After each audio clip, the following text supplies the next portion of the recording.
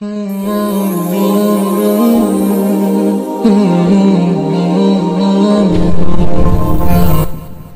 কাছে দেশে বিদেশে যে যেখান থেকে আজকে আমাদের এই ভিডিও পর্যবেক্ষণ করছেন আপনাদেরকে অসংখ্য মোবারক ও ধন্যবাদ জানাচ্ছি। নিয়মিত আমাদের ওয়াফা চ্যানেলের পক্ষ থেকে পবিত্র মাহে রমজান মুবারক উপলক্ষে বিশ্বভিত্তিক আয়োজনে আজকে অত্যন্ত একটি গুরুত্বপূর্ণ বিষয় নিয়ে আপনাদের সামনে উপস্থিত হয়েছে। বিষয়টি হচ্ছে একজন মুমিন অপরজন মুমিনের প্রতি কয়টি হক ও দায়িত্ব রয়েছে।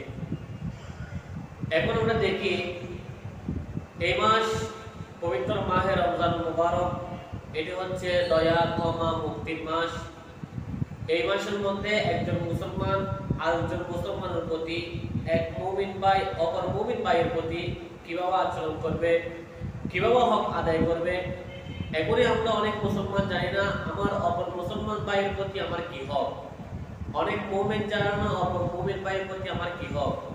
এই সম্পর্কে আমরা যদি দেখি, এখানে কিতাব রয়েছে, যে কিতাবটি আলিয়া মাদ্রাসায় পড়ানো হয়, সরকারি মাদ্রাসায় পড়ানো হয়। মিশকাত শরীফ কিতাবুল আদব বাবুস সালামের মধ্যে একখানা হাদিসে পাক আল্লাহর প্রিয় মাহবুব নবী সাল্লাল্লাহু আলাইহি ওয়াসাল্লাম ইরশাদ করেছেন।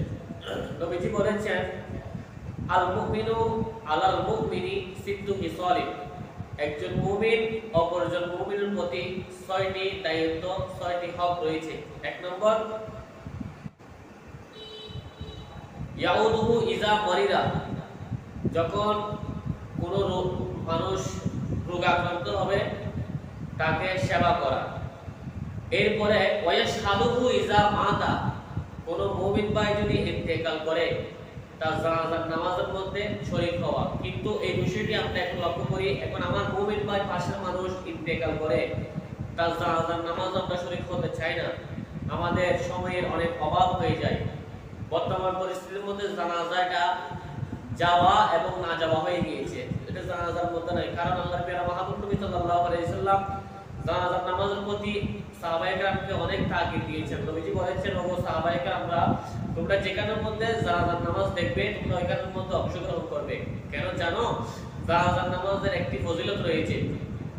জানাজার নামাজের অন্যতম ফজিলত হচ্ছে, যে ব্যক্তি মইয়তে জানাজার নামাজ পড়বে, যদি মুসল্লি যিনি নামাজ আদায় করবেন তিনি যদি নেককার হয়, মইয়ত যদি বদকার হয়, তার ওসিলায় আল্লাহ তাআলা মইয়তের গুনাহ মাফ করে দিবেন।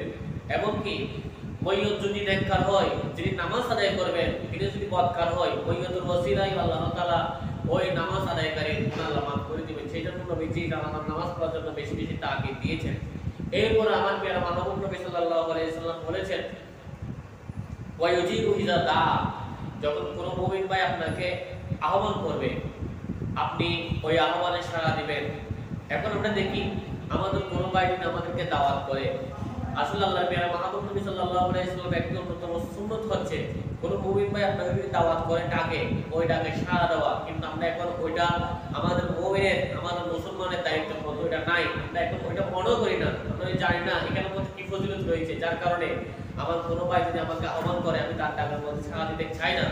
এরপরে আল্লাহর প্রিয় মাহবুব নবী সাল্লাল্লাহু আলাইহি ওয়াসাল্লাম বলেছেন, ওয়া ইসাল্লিমু ইযা লাকিয়া, কোন মুমিন ভাইয়ের সাথে যখন সাক্ষাৎ হবে ওই মুমিন ভাইকে সর্বপ্রথম সালাম দেওয়া। কারণ নবীজি বলেছেন, এবং বিভিন্ন হাদিসে কিতাবের মধ্যে রয়েছে, আসসালামু কওলাল কালাম, কথাবার্তা বলার আগে সালাম দেওয়া হয়। সালামের বিনিময় করলে একজন মানুষের সাথে হিংসা থাকলে ওটা হিংসা দূর হয়, ভালোবাসা সৃষ্টি হয়, দুশ্মনী দূর হয়, শত্রুতা দূর হয়।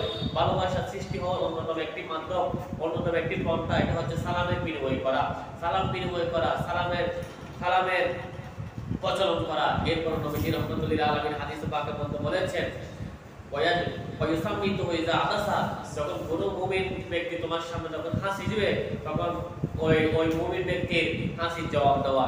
এরপর আমার প্রিয় মাহবুব নবী সাল্লাল্লাহু আলাইহি ওয়াসাল্লাম বলেছেন, ওয়ায়াসাল্লাহু ইযা গাবা আও শাহিদা, অপর মুমিন ব্যক্তির অ্যাবসেন্টে, অনুপস্থিতিতে তুমি তোমার নিজের জন্য যেটা পছন্দ করবে, তোমার অপর ভাইয়ের জন্য, অপর মুমিনের জন্য ওইটি পছন্দ করবে।